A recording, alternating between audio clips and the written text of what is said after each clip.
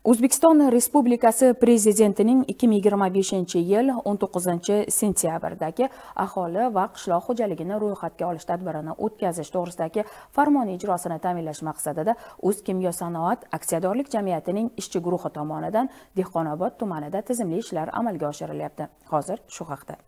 Ishchi guruh dasavval tumanda aholi va qishloq xo'jaligini ro'yxatga olish tadbirini o'tkazishni tashkil etish bo'yicha shtab a'zolari bilan birgalikda hududdagi 51 ta mahalla yetkaziligi ishtirokida o'quv seminarlar tashkil etdi. Unda 2026-yilning 15-yanvardan 28-fevralga qadar o'tkaziladigan ro'yxatdan o'tkazish ishlari mahalla yetkaziligi ishtirokida uyma-uy yurib amalga oshirish va mazkur jarayonda e'tibor qaratish lozim bo'lgan jihatlar xususida keng tushuntirishlar berildi. Shuningdek, ishchi guruh a'zolari tuman hokimligida tuzilgan aholini ro'yxatga olish shtabida bo'lib, ushbu muhim tadbirga tayyorgarlik jarayonlari bilan yaqindan tanishishdi. O'zaro muloqot davomida ro'yxatga olish hududdagi real demografik holatni aniqlash, aholi soni, tarkibi va ijtimoiy ko'rsatkichlarni aniqlash muhim bosqich bo'lib, uning samaradorligi, mas'ullar faolligi va hamkorligiga bog'liq ekanligi alohida ta'kidlandi. E'tiborli jihati ushbu ishlarda mahalla faollari, jumladan nuroniylarning ham ishtiroki muhim ahamiyatga ega bo'lyapti. Haqiqatan ham keyingi paytlarda O'zbekistonda bir emas, bir necha yer yuzidagi mamlakatlarning hammasi tanilyapti, tanishyapti.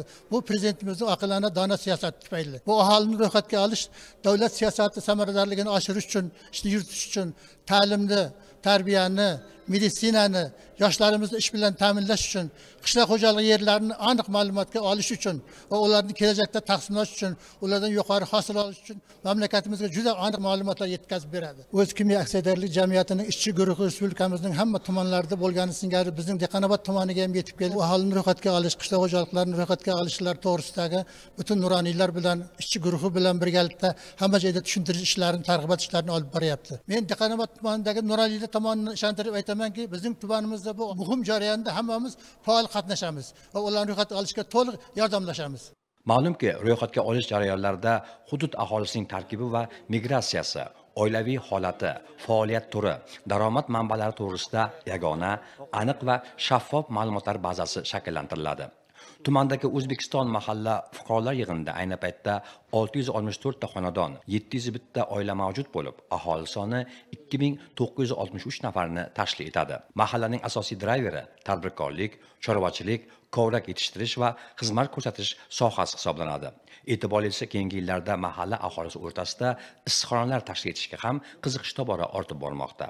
Qatlov jarayonida mahalla yetkaziligi bilan birga xonadonma-xonadon yurib, aholini barcha qatlamlarini ro'yxatga olish va shu bilan birga qishloq xo'jaligidagi mavjud ekinlar, mavjud chorva bosh sonlari, o'sha qishloq xo'jaligidagi birdaniga o'sha hozirda bo'layotgan muammolar, ekin ekish yoki chorva boqishdagi muammolarni ham birdaniga o'rganib, o'sha onlayn platforma orqali ro'yxatga olib kelmoqdamiz.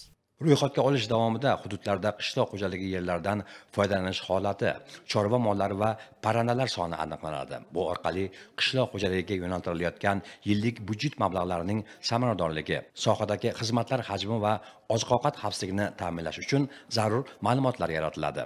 O'zkimyo-sanoat aksiyadorlik jamiyati tumanimizga biriktirilgan bo'lib, jamiyat xodimlari bilan birgalikda tumandagi barcha mahallalarda mahallalar yetkaziligi uchun seminarlar, o'quvlar tashkil etdik. Bugungi kunda 304 nafardan ortiq yetkazilgan a'zolarning hammasi mana shu xatlovni o'tkazish bo'yicha amaliyotga ega bo'ldi. Tumandagi uzoq tog'li hududlarimizda iborat bo'lgan 3 ta mahallamizda mana shu yetkazilgan a'zolarining tajribasini oshirish maqsadida xatlovlarni o'tkazib, xatlov ishlarini yakunladik. Bugungi kunda tumandagi O'zbekiston va Obod mahallalarida ham boshladik. Xatlov ishlarini ham tezda, qisqa kunlarda yakunlab, kelajakda mana shu tumanimizda aholi soni, qishloq xo'jaligi yerlari va boshqa ko'rsatkichlar bo'yicha barchamizda bir xil aniq ma'lumotlarga ega bo'lamiz.